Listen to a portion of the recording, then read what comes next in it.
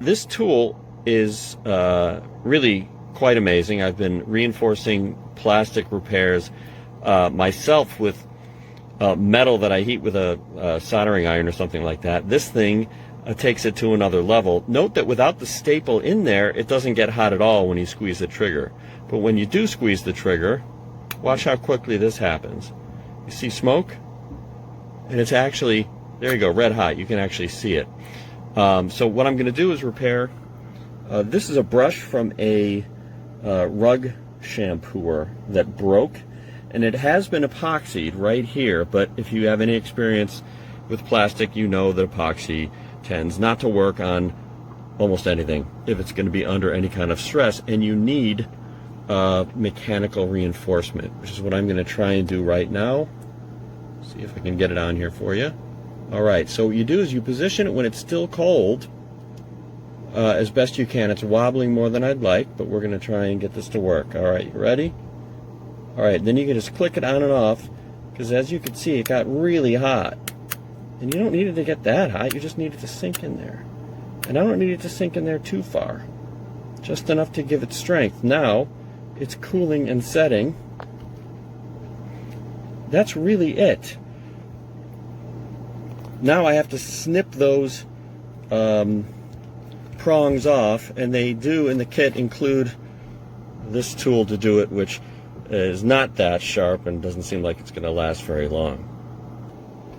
So there you have it. They stick up more than I'd like, obviously. Now this isn't going to be seen by anyone. The only reason I feel like I need to fill this in at all is because it's going to be exposed to water, and I'm sure these staples will rust. So what I've done is I've heated up the other tool. This one is not immediate. It takes a while to heat up. It's just a regular old iron. Push the button, LED comes on, and this can be used to,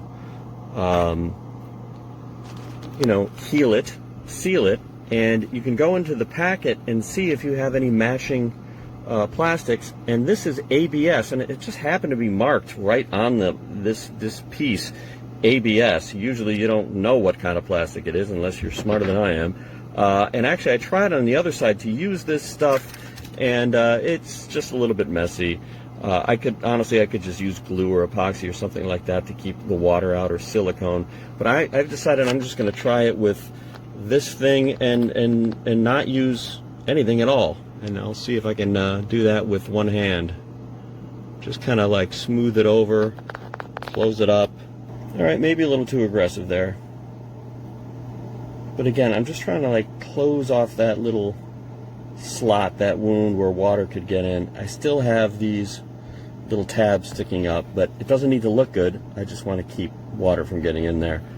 This angle might be a little bit better, and I also was able to get the prongs down deeper just by squeezing and then like bending until they broke, as opposed to trying to like cut them, which might be the secret. So now we're going to try a little smoothing.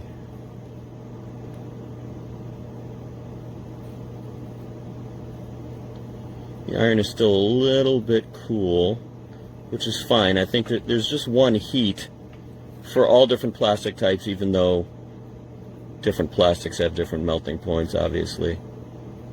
So that's not bad. That'll close it up well enough to keep water out. Here I'm just showing that you can use it on really thin plastic too if you're careful. I'm actually giving this a second try because I didn't go deep enough.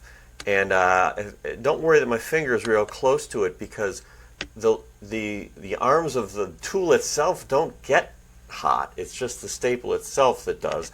I'm being real careful, and you can see underneath the shape of the staples just kind of bulging through slightly. So if you're real careful, you can use this even on thin plastic. This is from a Dyson vacuum cleaner. It's all about floor care here in my house these days.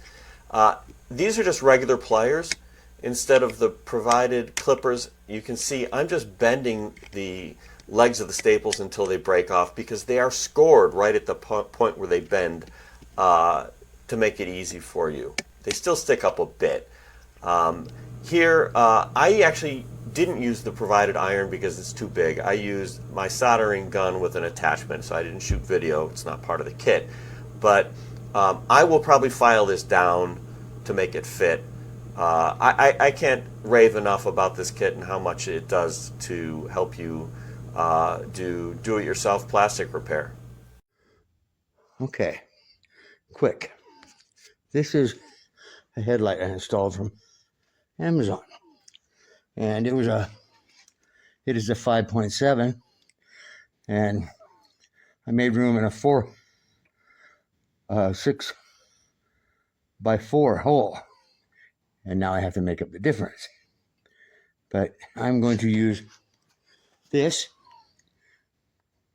This is a plastic welding kit, primarily used for fixing bumpers, where it uses hot staples and also hot iron, and also